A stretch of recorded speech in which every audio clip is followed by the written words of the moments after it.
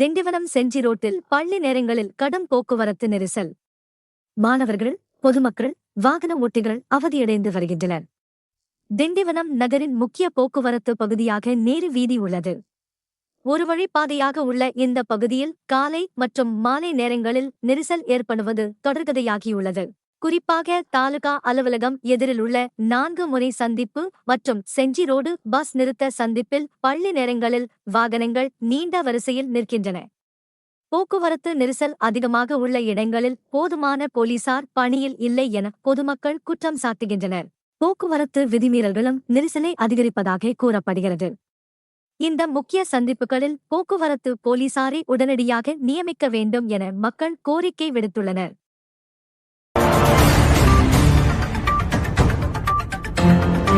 மயிலம் பகுதியில் வெப்பத்தின் தாக்கத்தால் சவுக்கு மரங்கள் காய்ந்து வருகின்றன.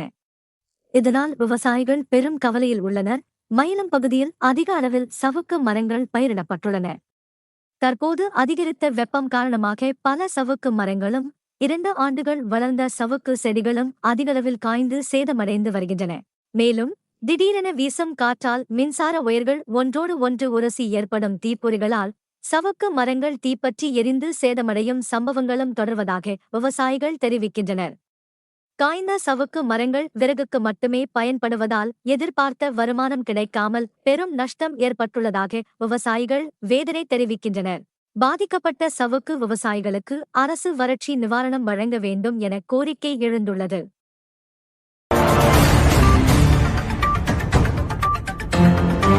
விழுப்புரம் மாவட்டத்தில் போதைப்பொருள் ஒழிப்பு அதிரடி நடவடிக்கை. 1 மாத சிறப்பு சோதனையில் 91 பேர் கைது செய்யப்பட்டுள்ளனர். தமிழக அரசின் உத்தரவின்படி போதையில்லாத தமிழகம், போதைப்பொருள் இல்லாத விழுப்புரம் மாவட்டம் என்ற சிறப்பு நடவடிக்கை கடந்த ஜூலை 8 முதல் ஆகஸ்ட் 8 வரை மேற்கொள்ளப்பட்டது. மாவட்டம் முழுவதும் நடந்த சோதனையில் கஞ்சா தொடர்பாக 25 வழக்குகள் பதிவு செய்யப்பட்டு 48 பேர் கைது செய்யப்பட்டனர். அவர்களிடமிருந்து 40 கிலோ கஞ்சா பறிமுதல் செய்யப்பட்டது. மேலும் 800 கிலோ குட்கா மற்றும் புகையிலை பொருட்கள் பறிமுதல் செய்யப்பட்டதுடன் தடை செய்யப்பட்ட பொருட்களை விற்ற 11 கடைகளுக்கு சீல் வைக்கப்பட்டது. மெத்தபெட்டமைன் மற்றும் போதை மாத்திரைகளும் கைப்பற்றப்பட்டன.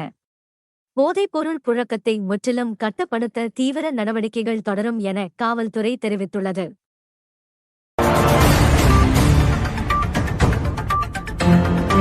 திண்டிவனத்தில் குழந்தைகள் பாதுகாப்பை உறுதி செய்ய நகராட்சி அளவில் முக்கிய ஆலோசனைக் கூட்டம் நடைபெற்றுள்ளது. திண்டிவனம் நகர்மன்ற வளாகத்தில் நடைபெற்ற நகராட்சி குழந்தைகள் பாதுகாப்பு குழு ஆலோசனைக் கூட்டத்திற்கு தலைவர் நிர்மலா ரவிச்சந்திரன் தலைமை தாங்கினார். இந்த கூட்டத்தில் பங்கேற்ற நகராட்சி கமிஷனர் பானுமதி, நகரத்தில் செயல்படும் குழந்தைகள் இல்லங்களில் உள்ள குழந்தைகளுக்கு காலாண்டிற்கு 1 முறை மருத்துவ முகாம் நடத்துவது உள்ளிட்ட முக்கிய நடவடிக்கைகள் குறித்து பேசினார்.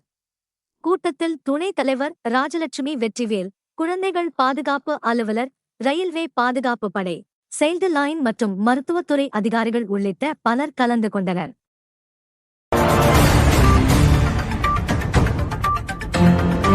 விழுப்புரம் மாவட்ட கிராமப்புறங்களுக்கு உயர்தர இணைய சேவை வழங்க புதிய நடவடிக்கை மேற்கொள்ளப்பட்டுள்ளது. தமிழக அரசின் பாரத்நெட் திட்டத்தின் கீழ் கிராமப்புறங்களில் தடையில்லா இணைய சேவை வழங்க மாவட்ட அளவிலான தொழில் பங்கீட்டாளர்கள் தேர்வு செய்யப்பட உள்ளனர். ஒவ்வொரு மாவட்டத்திலும் குறைந்தது 2 தொழில் பங்கீட்டாளர்கள் தேர்வு செய்யப்பட உள்ளனர். ஒரு விண்ணப்பதாரர் அதிகபட்சம் 2 மாவட்டங்களுக்கு விண்ணப்பிக்கலாம். விண்ணப்பிக்க ஒவ்வொரு துணை பிரிவுக்கும் 25,000 ரூபாய் திரும்பப் பெறக்கூடிய பாதுகாப்பு வைப்பு செலுத்த வேண்டும். விண்ணப்ப போர்டல் வரும் 26ஆம் தேதி மாலை 6 மணி வரை செயல்படும். இந்த வாய்ப்பை பயன்படுத்த விரும்புபவர்கள் விரைவாக விண்ணப்பிக்கலாம்.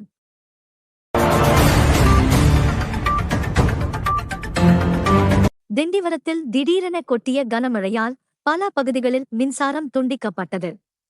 இதனால் பொதுமக்கள் அவதியடைந்தனர். திண்டிவனம் மற்றும் சுற்றுவட்டார பகுதிகளில் நேற்று மாலை சுமார் 6:30 மணியளவில் பலத்த காற்று, இடி மற்றும் கனமழை பெய்தது. இதன் காரணமாக பல இடங்களில் மின் விநியோகம் துண்டிக்கப்பட்டது. தொடர்ந்து 1 மணி நேரத்துக்கும் மேலாக மழை பெய்ததால் நகரின் பல சாலைகளில் மழைநீர் தேங்கியது.